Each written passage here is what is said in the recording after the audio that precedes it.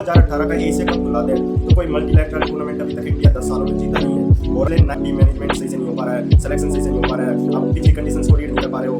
अगर हम 2018 का एशिया कप बुला दे तो कोई मल्टीलैटरल टूर्नामेंट नहीं जीत पाएंगे। तो ऐसा आप बड़े बड़े स्टेडियम्स प्रोड्यूस कर पा रहे हैं पर जो राइट डिसीजन लेने वाले क्रिकेटर्स नहीं प्रोड्यूस कर पा रहे हो। तो सवाल है इंडियन क्रिकेट फैंस के, क्योंकि अगर टीम आती है तो फैंस को बहुत बुरा लगता है और वो जानना चाहते हैं कि क्यों इंडिया। जय हिंद दोस्तों, जो इंडियन क्रिकेट का कुछ सालों से डाउनफॉल देखा जा रहा है, जो मल्टीलैटरल टूर्नामेंट्स में अगर 2018 का एशिया कप बुला दे तो कोई मल्टीलैटरल टूर्नामेंट अभी तक इंडिया 10 सालों में जीता नहीं है। और अगर WTC 2023 को अगर मिला ले तो पिछले 9 कंसेक्यूटिव ICC टूर्नामेंट हार चुका है India. Indian cricket management, Indian cricket culture को और जो गवर्निंग बॉडी है BCCI, इन पे बहुत सवाल उठा देता है कि क्या टीम मैनेजमेंट सही से नहीं हो पा रहा है, सिलेक्शन सही से नहीं हो पा रहा है, आप पिच की कंडीशंस को रीड नहीं कर पा रहे हो। अगर हम 2018 का एशिया कप बुला दें तो कोई मल्टीलैटरल टूर्नामेंट भी नहीं जीत पाया इंडिया। तो ऐसा डाउनफॉल कैसे हुआ इंडियन क्रिकेट का, जो रिसर्च क्रिकेट बोर्ड गवर्न करता है। आप बड़े बड़े स्टेडियम्स प्रोड्यूस कर पा रहे हैं पर जो राइट डिसीजन लेने वाले क्रिकेटर्स नहीं प्रोड्यूस कर पा रहे हो। कुछ सवाल है इंडियन क्रिकेट फैंस के, क्योंकि अगर टीम हारती है तो फैंस को बहुत बुरा लगता है और वो जानना चाहते हैं कि क्यों इंडिया ऐसा डाउनफॉल देख रहा है। क्या कप्तान की कोई कमी है, या कोचेस की कोई कमी है, क्या किसी और चीज़ों की कमी है, या जो कुछ पुराने दिनों में BCCI और जो प्लेयर्स के बीच में जो संबंध अच्छे नहीं देखे गए, क्या वो भी एक कारण है क्या इंडिया क्रिकेट का डाउनफॉल का। तो जानेंगे, बहुत सवाल जवाब करेंगे इस वीडियो में, तो तैयार रहिए। इनमें से एक महत्वपूर्ण सवाल उठ जाता है कि क्या इंडिया अच्छे प्लेयर प्रोड्यूस नहीं कर पा रहा है। Absolutely not.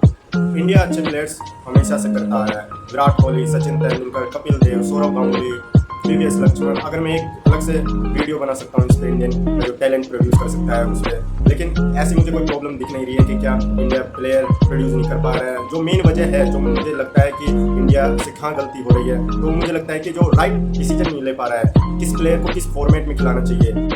जो प्लेयर्स टेस्ट फॉर्मेट में अच्छा कर रहे हैं, जो डोमेस्टिक सर्किट में अच्छा कर रहे हैं, उन प्लेयर्स को जगह नहीं मिल पा रही है। अगर जगह मिलती भी है तो गलत फॉर्मेट में जगह मिल जाती है। पृथ्वी शॉ को T20 में कंसीडर करते हैं। अगर उनका करियर देखा जाए डोमेस्टिक क्रिकेट में तो उनका टेस्ट क्रिकेट में बहुत अच्छा रहा है और विजय हजारे ट्रॉफी में अच्छा रहा है, लेकिन उनको अभी तक जो मौके दिए गए हैं जो सब T20 में दिए गए हैं। इसमें एक दूसरा नाम जुड़ जाता है सरफराज खान, जो कि कितने सालों से डोमेस्टिक सर्किट में इतना अच्छा करते आ रहे हैं, उसके बावजूद भी इंडिया की कैप उन्हें हासिल नहीं हो पा रही है। तो वो कुछ रीजंस हैं, जो प्लेयर्स हैं उनको लाना नहीं चाहती BCCI, या फिर टीम मैनेजमेंट नहीं चाहता, या फिर पुराने प्लेयर्स पे इतना भरोसा करता है कि उन्हें छोड़ना नहीं चाहता। राणे को IPL की परफॉर्मेंस पे WTC फाइनल खिला देते हो, तो ये बहुत रीजन है। ऐसी बात नहीं है इंडिया प्लेयर प्रोड्यूस नहीं कर पा रहा है, इंडिया अच्छे प्लेयर्स प्रोड्यूस कर रहा है मेरे हिसाब से, लेकिन जो राइट डिसीजन नहीं ले पा रहा है India selection committee. Sanju Samson को आप कंसिडर ही नहीं करते।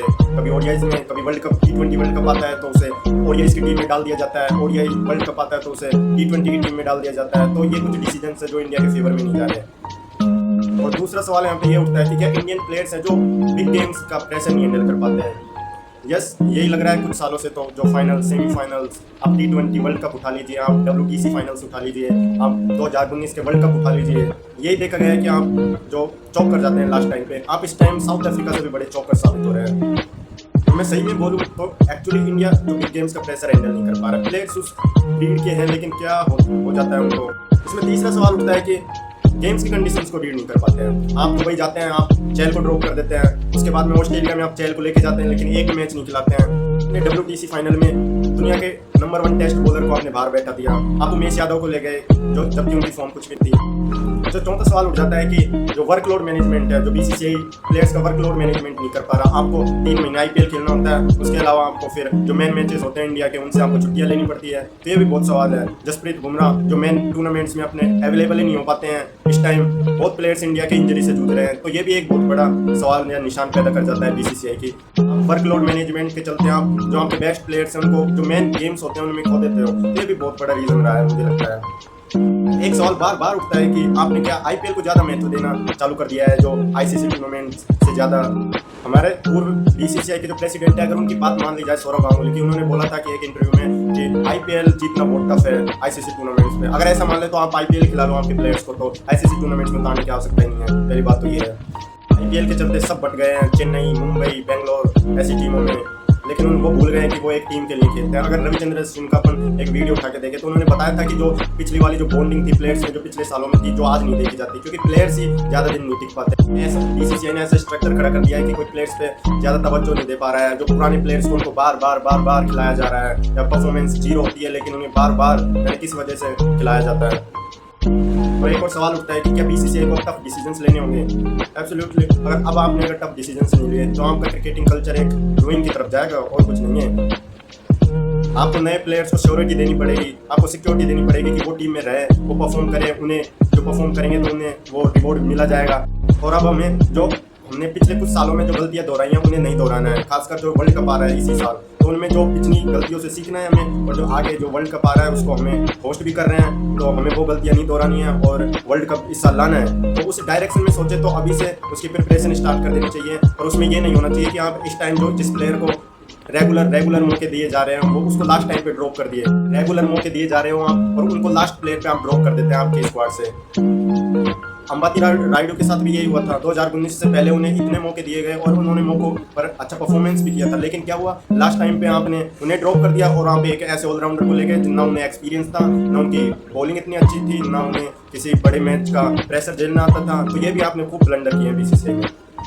आप कंडीशंस को रीड नहीं कर पाते हैं। आप जो पता था ओवर का विकेट टर्न करता है कुछ समय के बाद, 2-3 दिन के बाद टर्न करता है, लेकिन आपने आपके इतने बेहतरीन स्पिनर को आपने आपकी टीम से बाहर रखा। और स्पिनर ही नहीं, वो बैटिंग में भी कंट्रीब्यूट कर सकते थे टीम के लिए लोअर ऑर्डर में। अगर पिछले कुछ सालों में देखा जाए तो इंडियन जो ओपनिंग ऑर्डर है वो कुछ कर नहीं रहा है। तो इंडिया को जो बचा है पिछले कुछ क्रूशियल मैचेज में, जो बचा है, जो लोअर ऑर्डर नहीं बचा है, अश्विन, जडेजा, अक्षर, तो आप, मैं ये तो नहीं कहता कि 3 स्पिनर खिलाने चाहिए थे, लेकिन आपको 2 स्पिनर्स के साथ जाना चाहिए था जो कि महत्वपूर्ण स्पिनर्स हैं।